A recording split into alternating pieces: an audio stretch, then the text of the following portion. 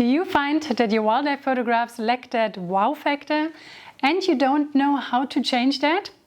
In today's video, I will share my 5 favorite tips on how you can improve the quality of your images instantly without having to buy new gear. These are tips that I wish someone told me when I was starting out as a wildlife photographer and that I now practice all the time when out in the field.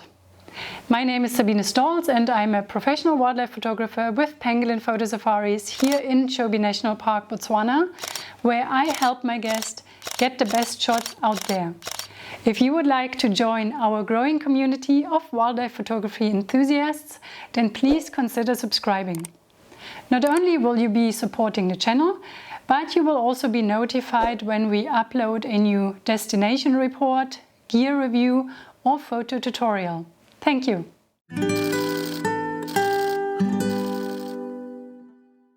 Let's dive straight into tip number 1.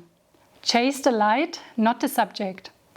We all know that the most dramatic light appears at sunrise and sunset when it is golden hour.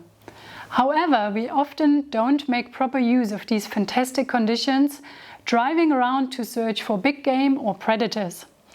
An image of a common subject in great light is better than photographing rarer animals in harsh light conditions. So work with what you get and experiment with the light. During these hours, it is often more rewarding shooting into the light rather than having the sun behind you. Try to work with backlight, side light or silhouettes. These techniques can elevate your images and bring them to the next level. Tip number 2. Spend time with a subject. I cannot emphasize this one enough. I myself am guilty of not having the biggest patience and naturally, once I have a good portrait, often move on to find the next animal. But the truth is that a great photograph versus a good one is one that showcases animal behavior. And the best way to capture a certain behavior is to spend time with a subject. Animals hunt, eat, fight and interact with other animals. And a photograph showing this will tell a more compelling story. A little tip on the side is to keep looking through your camera's viewfinder instead of waiting for the action away from it. Often things happen so quick that by the time you're ready to shoot, the action is over. Keeping your second eye open as well will allow you to observe what is happening in the environment around, and that helps to see if a behavior is about to happen. Tip 3. Change your angle. To have the viewer immersed in the environment of an animal, shoot on eye level whenever possible.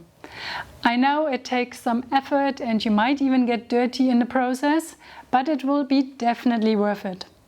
Shooting a subject on eye level not only creates a more intimate perspective and puts you on even ground with the animal, rather than shooting from a spectator's view downwards, it also helps to create a better separation between the subject and the background.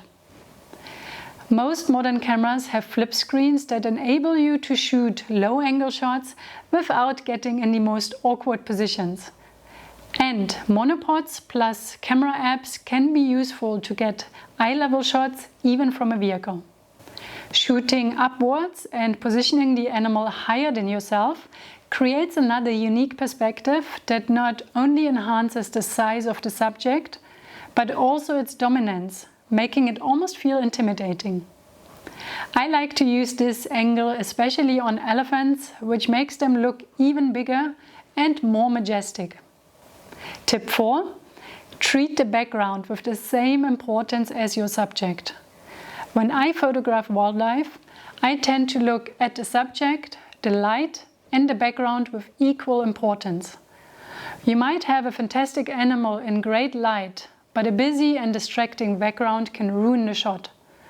And often when we see animals that are rare, we get excited and trigger happy, completely disregarding what is happening behind the subject.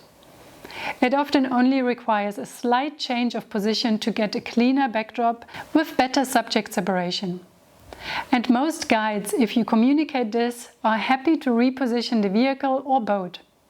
If you're on foot, you can simply move yourself, and most times it doesn't have to be much to get rid of a distracting tree branch growing out of the animal's body. Other elements that can draw the viewer's eye away from the main subject can be other animals that are behind and overlap in a strange way, or that are cut off in the frame. Bright highlights also pose a problem because they can't be fixed in post-production and compete with the animal you photograph. So again, making the effort to slightly shift your position, getting rid of any disturbing elements in the background can go a long way. And finally, tip number 5, diversify your shots. Most wildlife photographers shoot either with a zoom lens or with primes plus a zoom or wide angle on hand. But because we are all creatures of habit and comfort, we rarely pick up that second body with another lens or mount a wider lens in front of our camera. Same with a zoom lens. Because of the great detail we can capture using our lens at full zoom, it starts to become a habit shooting tight all the time. You will be surprised though what difference changing up your focal length can make. By shooting wider, you can incorporate the environment of the animal, giving the image a sense of time and place.